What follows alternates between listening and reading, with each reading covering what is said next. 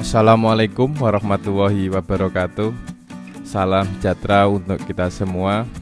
Selamat datang untuk rekan-rekan mahasiswa yang saya banggakan dimanapun Anda berada. Semoga kita selalu dalam keadaan sehat walafiat dan selalu dalam lindungan Allah Subhanahu wa Ta'ala. Selamat datang di ruang belajar untuk mata kuliah akuntansi manajemen Fakultas Ekonomi dan Bisnis Unisnu Jepara.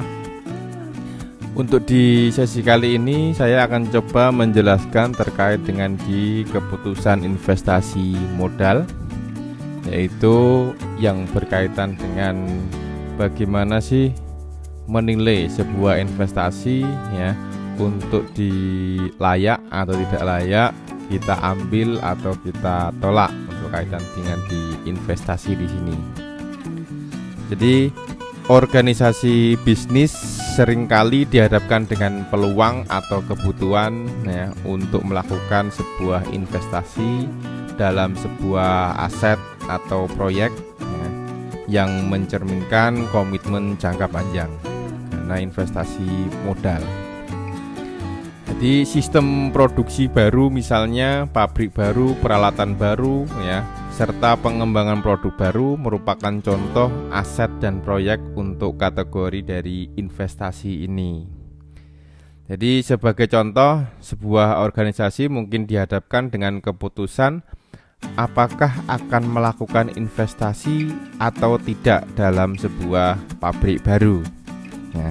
Keputusan untuk memiliki komitmen jangka panjang ya, tersebut merupakan contoh keputusan investasi modal atau capital investment decision.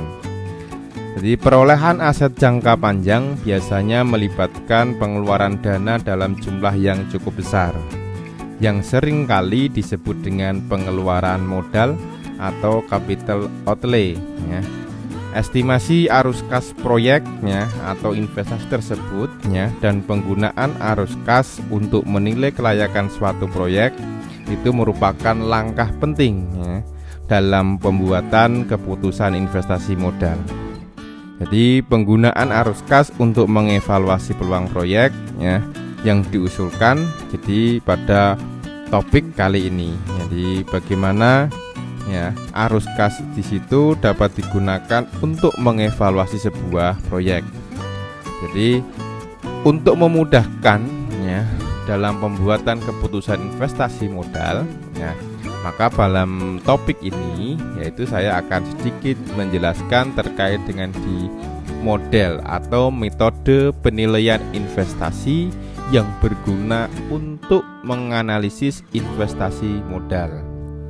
Jadi seperti hanya metode yang nanti kita bahas ya, yang saya coba jelaskan itu diantaranya itu ada accounting rate of return ya, atau ARR, kemudian ada payback period ya, atau PP, kemudian ada net present value ya, atau NPV, kemudian ada PI atau profitability index, dan IRR atau internal rate of return. Untuk yang pertama ya, yaitu di metode accounting rate of return. Jadi accounting rate of return itu di sini atau ARR, yang juga dikenal dengan sebutan average rate of return atau ARR, adalah sebuah metode ya, analisis yang digunakan mengukur besarnya tingkat keuntungan dari suatu investasi. Jadi dalam accounting rate of return ya, atau ARR dalam bahasa Indonesia disebut dengan tingkat pengembalian akuntansi. Ini adalah mengukur pendapatan atau laba tahunan yang diharapkan dari hasil suatu investasi. Dengan kata lain, ARR di sini itu menghitung berapa banyak uang yang akan dikembalikan ke investor dari suatu investasi. Dengan menghitung ya, dengan perhitungan accounting rate of return atau ARR di sini, itu investor dapat menganalisis risiko yang terlibat ya, dalam pembuatan keputusan investasi. dan memutuskan apakah penghasilannya cukup tinggi untuk menerima risiko yang akan terjadi. Jadi dengan perhitungan accounting rate of return ya, itu investor dapat menganalisis ya risiko di sini. Jadi kaitannya dengan di risiko yang akan terjadi, karena semua investasi itu ya pada dasarnya ya akan mengandung sebuah risiko ya. Metode average rate of return atau ARR itu merupakan metode yang digunakan untuk mengukur keuntungan yang diperoleh dari suatu investasi. Ya. Tingkat keuntungan di sini yaitu yang digunakan dalam metode ini itu adalah laba setelah pajak dibandingkan dengan total atau rata-rata investasi. Jadi metode ini tidak mendasarkan pada profitnya atau cash flow ya, melainkan pada keuntungan yang dilaporkan dalam buku atau report accounting income ya, sehingga metode ini sering disebut dengan accounting of return. Kelebihan dan kekurangan terkait dengan di average rate of return di sini atau ARR. Jadi untuk yang pertama kelebihannya yaitu kesederhanaannya dan mudah dimengerti ya, berarti akan mudah diimplementasikan. Yang kedua, metode ini dalam perhitungannya menggunakan data accounting yang sudah tersedia sehingga tidak memerlukan perhitungan tambahan ya. Tetapi ada kekurangannya. Jadi kekurangan di dalam metode ini yang pertama tidak memperhatikan time value of money ya, atau nilai dari waktu uang ya. Kemudian yang kedua menitik beratkan pada masalah accounting dan kurang memperhatikan data cash flow dari investasi yang bersangkutan. Yang ketiga kurang memperhatikan panjangnya jangka waktu investasi ya. Itu adalah di kekurangannya. Jadi ada 3 kekurangannya. Jadi 2 kelebihan dari ARR ya. Kemudian ada 3 ya kekurangan dari ARR. Lalu bagaimana untuk menghitung? Jadi rumus yang digunakan untuk menghitung average return ya, average rate of return ya, itu dapat menggunakan, jadi jika ya average of return-nya atas dasar initial investment, jadi ARR dihitung dari ya laba bersih ya dibagi dengan investasi dikalikan dengan 100%, atau EAT ya, earning after tax dibagi dengan investasi dikalikan 100%. Jadi jika average rate of return ARR atas dasar average investment, berarti dihitung dari rata-rata untuk EAT ya, earning after tax ya dibagi dengan rata-rata investasi ya dikalikan 100% ya. Atau rumus yang lain diimplementasikan ya, atau rumus average rate of return atau ARR itu sama dengan pendapatan bersih investasi dibagi dengan biaya investasi ya. Atau rata-rata pendapatan bersih dari investasi dibagi dengan rata-rata biaya investasi dikalikan dengan 100% ya. Jadi untuk rumus average rate of return di sini ARR, jadi apabila laba setelah pajak suatu investasi tidak sama besarnya dari tahun ke tahun, maka rata-rata laba setelah pajak setiap tahunnya harus dihitung terlebih dahulu untuk dapat menghitung dengan metode average of return ya. Contoh, jadi perusahaan Faza Mulia Company jadi mendapatkan sebuah proyek yang memerlukan initial investment atau biaya investasi sebesar 500 juta. Proyek ini dapat menghasilkan cash flow atau arus kas masuk sebesar 100 juta per tahun dengan usia ekonomis 10 tahun tanpa nilai residu. Jadi berapakah accounting rate of return dari proyek tersebut? Ya. Jadi untuk penyelesaiannya, Jadi diketahui biaya investasi sebesar 500 juta. Usia ekonomis atau umur ekonomis yaitu 10 tahun. Cash inflow per tahunnya yaitu 100 juta. Jadi bisa kita hitung depresiasi per tahunnya yaitu 500 juta dibagi dengan 10 tahun karena tidak ada nilai residunya. Berarti depresiasi per tahun atau biaya per tahunnya adalah 50 juta. Jadi untuk penyelesaian menggunakan atau penerapan dari rumus tersebut, jadi ARR sama dengan pendapatan bersih investasi dibagi dengan biaya investasi. Jadi karena initial investment jadi 100 juta dikurangi dengan 50 juta dibagi dengan 500 juta dikalikan 100%. Atau hasilnya adalah 50 juta dibagi dengan 500 juta dikalikan 100%. ARR-nya 0,1 atau 10%. Jadi tingkat pengembalian akuntansi atau accounting rate of return pada proyek tersebut adalah 10%. Jadi dapat diambil keputusan. Jadi pengusaha atau investor dapat menilai apakah akan melanjutkan investasi atau membatalkannya dengan keuntungan sebesar 10% tersebut.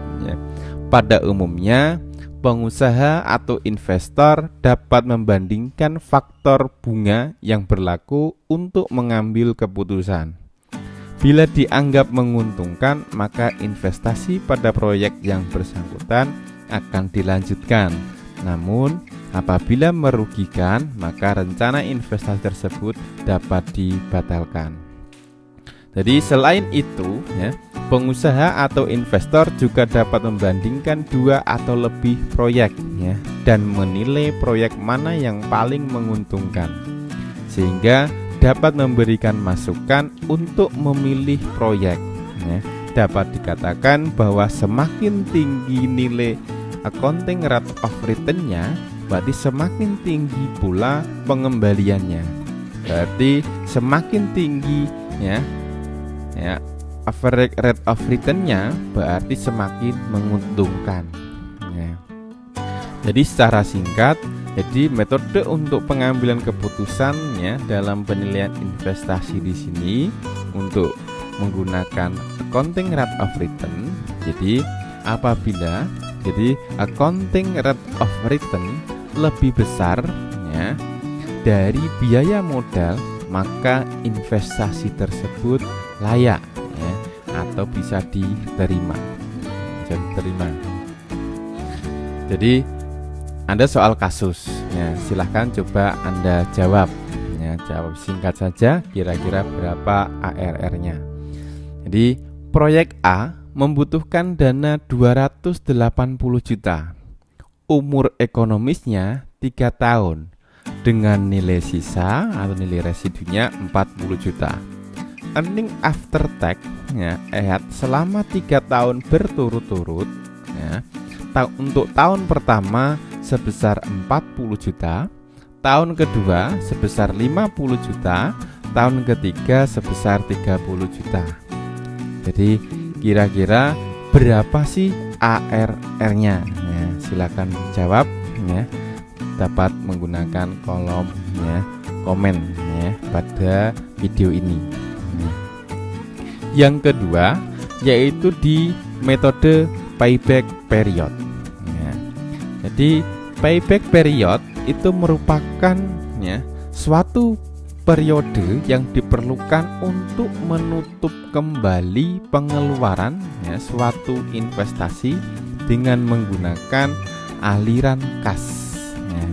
Menggunakan aliran kas masuk neto atau proceed yang diperoleh itu untuk di metode payback period. Jadi payback period itu merupakan metode yang digunakan untuk menghitung lama periode yang diperlukan untuk mengembalikan uang yang telah diinvestasikan dari aliran kas masuk atau proceed proceed tahunan yang dihasilkan oleh proyek investasi tersebut. Lalu apa kelebihan dan kekurangannya di metode payback period di sini? Jadi untuk kelebihannya di metode payback period itu mudah dihitung, tidak memerlukan data yang banyak. Yang kedua, berdasarkan pada cash basis, bukan accrual basis. Yang ketiga, cukup akurat untuk mengukur nilai investasi ya, yang dibandingkan untuk beberapa kasus ya, dan bagi pembuat keputusan. Yang selanjutnya itu dapat digunakan untuk melihat hasil-hasil yang dapat diperbandingkan dan mengabaikan alternatif ya, investasi yang buruk atau tidak menguntungkan. Yang selanjutnya yaitu menekankan pada alternatif investasi yang memiliki periode pengembalian lebih cepat. Itu di kelebihannya. Ada 5 kelebihan untuk metode payback period. Lalu apa kekurangannya? Jadi ada 4. Jadi kekurangannya yang pertama, tidak mampu memberikan informasi tentang tingkat profitabilitas investasi. Yang kedua, tidak memperhitungkan nilai waktu uang. Dan yang ketiga, sulit membuat kesimpulan jika terdapat 2 peluang investasi atau lebih yang memiliki umur ekonomis yang tidak sama. Dan yang keempat, tidak memperhitungkan pengembalian investasi setelah melewati waktu payback period. Ya. Jadi metode payback period di sini ya, terkait dengan di metode payback period itu cocok digunakan jika dalam kondisi yang pertama, kecepatan informasi atau investasi, nilai pengembalian investasi sangat penting. Yang kedua, ketepatan perhitungan tidak begitu penting ya. Dan yang ketiga, risiko di masa yang akan datang diperkirakan cukup tinggi ya. Jadi apabila profit setiap tahunnya ya, jumlahnya sama, maka payback period dari suatu investasi dapat dihitung dengan cara membagi jumlah investasi ya, atau outlays ya, dengan profit tahunan. Jadi secara umum untuk rumus menghitung payback period ya, itu dapat menggunakan yang pertama, investasi kas bersih dibagi dengan aliran kas masuk bersih tahunan ya. Atau payback period itu bisa dihitung dari capital outlays dibagi dengan profit dikalikan dengan 1 tahun. Jadi untuk memutuskannya dari perhitungan atau metode investasi ini, apakah sebuah proyek itu layak diterima atau tidak. Jadi kriteria kelayakan penerimaan investasi menggunakan metode payback period itu adalah suatu investasi yang diusulkan ya, dinyatakan layak jika payback periodnya lebih pendek ya, dibandingkan dengan periode payback maksimum. Nah, jadi misalnya ya, jadi kalau periode investasinya itu lamanya 10 tahun, tapi dengan payback periodnya itu hanya 2 tahun atau 5 tahun, itu sudah kembali ya untuk penerimaan investasinya.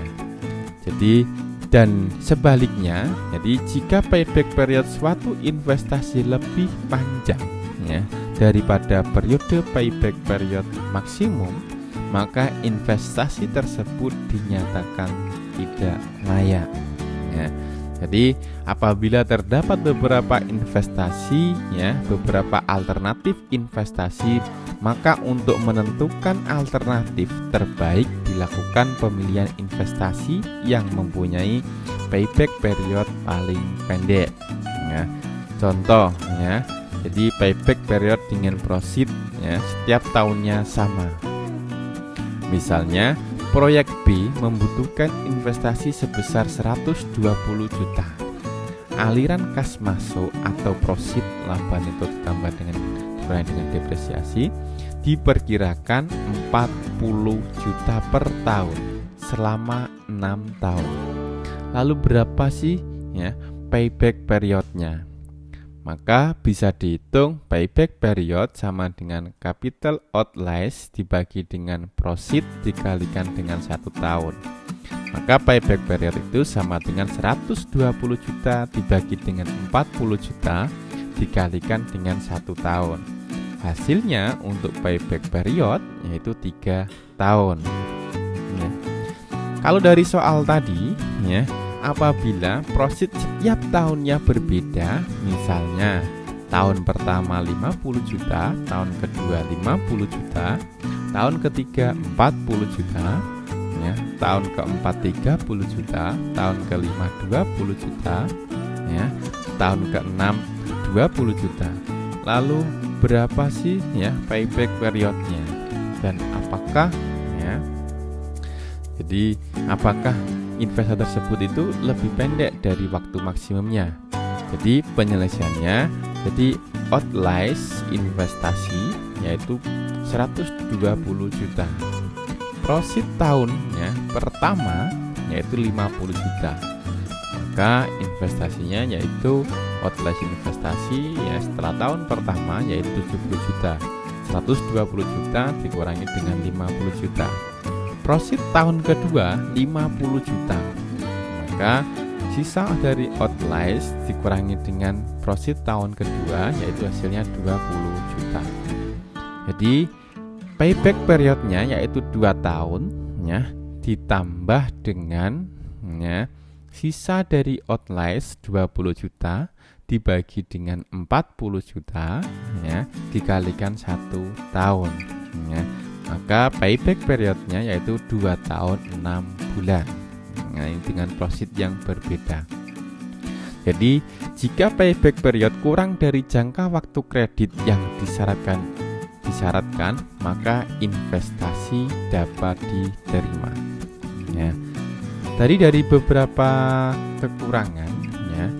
Jadi solusi untuk kelemahan dari payback period itu bisa diatasi dengan memodifikasi pendekatan discounted ya payback period. Jadi discounted payback period.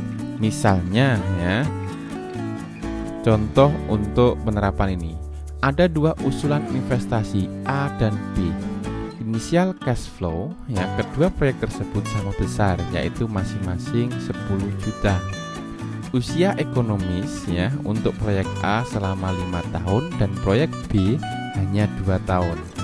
Keuntungan yang disyaratkan ya kedua proyek tersebut adalah 16%.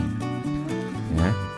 Maka kita bisa hitung ya untuk aliran kas ya, cash outlay-nya proyek A sama-sama 10 juta, proyek B 10 juta. Aliran kas masuk ya untuk tahun pertama proyek A 5 juta, proyek B 6 juta. Tahun kedua proyek A 4 juta, proyek B 5 juta.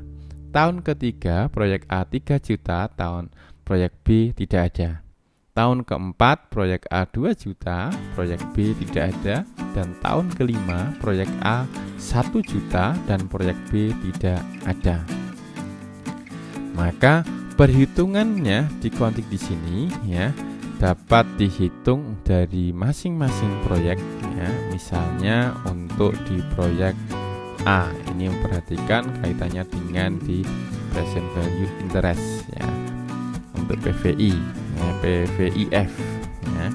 Jadi tahun pertama jadi untuk aliran kas ya 10 ya 10 juta di PVIF-nya 16% yaitu dimulai dari 1 juta DJIF-nya ya yaitu 10 juta kumulatif DJIF ya yaitu 10 juta.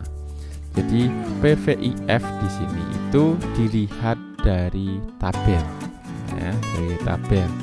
Jadi tabel PVIF ya, untuk ya lama dari ya persentase dan tahun untuk sebuah investasi ya PVIF ini di 16% ya, pada tahun pertama itu PVIF-nya 0,862 ya dan seterusnya sampai dengan tahun ke-5.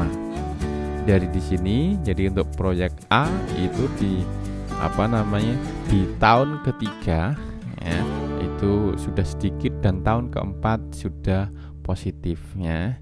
sudah 309, tidak min lagi. Untuk proyek B, ya, di proyek B sama, jadi aliran kasnya yaitu 10 juta, ya, PVIF-nya sama, ini ada JIF-nya, di mana proyek B hanya sampai di tahun kedua, yaitu di tahun kedua kumulatif DCF-nya, yaitu tahun kedua masih min 1 juta, tahun ketiga masih min 1 juta sekian. Jadi penyelesaiannya, jadi dari DCF proyek A yaitu 3 tahun ditambah dengan 795.000, ya, dibagi dengan 1.104.000 dikalikan dengan 12 bulan, maka ketemunya adalah 3 tahun 8,6 bulan. Ya, apabila jangka waktu yang disyaratkan adalah 5 tahun, maka proyek A atau DPP proyek A ini bisa dikatakan layak. Sedangkan untuk DPP proyek B, ya, tidak ada karena cash inflow-nya tidak mencukupi pengeluaran proyek. Jadi bisa dikatakan untuk proyek B itu belum layak.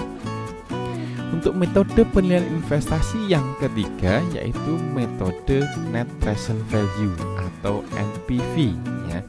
Metode NPV di sini merupakan metode untuk mencari selisih antara, ya, present value dari proceed dengan present value suatu investasi atau outlays, ya. Jadi net present value atau NPV ini adalah metode net present value, merupakan metode yang dilakukan dengan cara membandingkan nilai sekarang dari aliran kas masuk bersih atau proceed dengan nilai sekarang dari biaya pengeluaran suatu investasi atau outlays, ya. Jadi metode net present value di sini, ya, digunakan untuk mengurangi kekurangan-kekurangan yang terdapat pada metode payback period. Maka dari itu, ya, kelebihan dari metode net present value, ya, yang pertama itu memperhitungkan tingkat bunga yang sebenarnya. Yang kedua, mudah diterapkan karena tidak menggunakan pendekatan trial and error. Yang ketiga, mudah menyesuaikan dengan risiko, yaitu dengan menggunakan tingkat bunga yang berbeda untuk tahun-tahun berikutnya. Sedangkan kekurangannya yaitu sulitnya menentukan rate minimum, ya, yang diinginkan. Yang kedua, tidak menunjukkan rate of return sebenarnya. Dan yang ketiga, adanya asumsi bahwa semua aliran kas masuk bersih segera dapat diinventaris, ya, dapat diinvestasikan kembali pada rate yang dipilih, ya.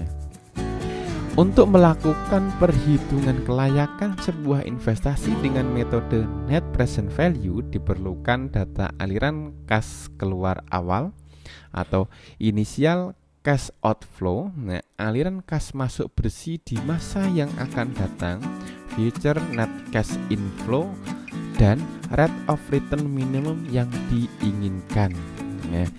Jika hasil perhitungan NPV, ya, net present value positif, berarti investasi akan memberikan hasil yang lebih tinggi dibandingkan dengan rate of return minimum yang diinginkan, maka investasi sebaiknya diterima.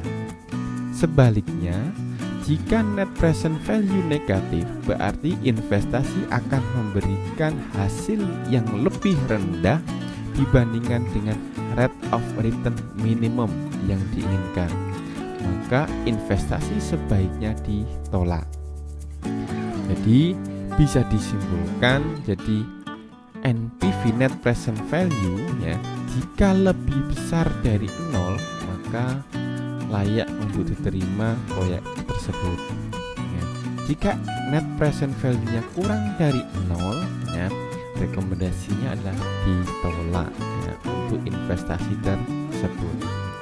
Jadi kriteria kelayakan penerimaan investasi menggunakan metode net present value adalah suatu investasi yang diusulkan dinyatakan layak jika net present value-nya lebih besar dari 0 atau bernilai positif. Sebaliknya, jika net present value atau PV suatu investasi lebih kecil dari 0 atau bernilai negatif, maka investasi tersebut dinyatakan tidak layak. Jadi apabila terdapat beberapa alternatif investasi, maka untuk alternatif investasi yang terbaik dipilih dengan cara menentukan alternatif investasi yang mempunyai net present value yang paling besar. Jadi rumus dari net present value itu ya, misalnya rumus yang pertama. Jadi NPV sama dengan ya, min I0 ditambah dengan sigma pangkat N ya per T ya sama dengan 0 dikalikan dengan A ya pangkat A T dibagi dengan 1 plus R ya kuadrat T, di mana I0 itu adalah nilai investasi atau outlays. Jadi AT ini adalah aliran kas neto pada periode T tertentu. R di sini adalah diskon rate dan T-nya adalah jangka waktu proyek investasi ya, atau umur proyek investasi tersebut. Atau dengan rumus yang lain, net present value atau NPV itu sama dengan sigma N ya, per T sama dengan 0 ya, dikalikan dengan AT ya, dibagi dengan 1 plus K kuadrat T, di mana K nya diskon rate yang digunakan, AT adalah cash flow pada periode tertentu, dan N nya adalah periode terakhir di mana cash flow-nya diharapkan. Contoh, proyek B membutuhkan investasi sebesar 120 juta. Profit diperkirakan yaitu 40 juta per tahun selama 6 tahun.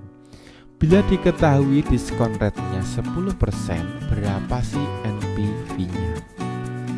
Jadi bisa dihitung penyelesaiannya NPV untuk menggunakan rumus yang pertama, min 120 juta ditambah dengan 40 juta ya, per dibagi dengan 1 plus 0,10 pangkat 1 ya, ditambah dengan 40 ya, dan seterusnya sampai dengan 40 juta dibagi dengan 1 plus 0,10 pangkat 6. Nah, jadi hasilnya dapat dihitung yaitu NPV yaitu min 120 juta ditambah dengan 40 juta ya, 40 juta dikalikan dengan nilai ya, PVIF ya, PVIF. Jadi ada di 10% yang pada 6 tahun. Jadi NPV-nya dengan min 120 juta tambah dengan 174 juta 212 ribu, yaitu sama dengan 54 juta yaitu 212 ribu. Jadi ini menggunakan tabel PVIA. Jadi menggunakan tabel yang kaitan dengan di bunga, yaitu present value untuk annuity tabel. Jadi annuity tabel. Jadi karena tadi adalah untuk proyek yang memiliki umur ekonomis 6 tahun ya, 6 tahun ya, dengan bunganya tadi adalah di 10%.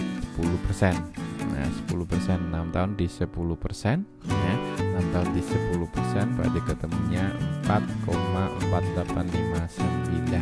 Itu untuk present value annuity-nya dari tabel ya, dari tabel. Jadi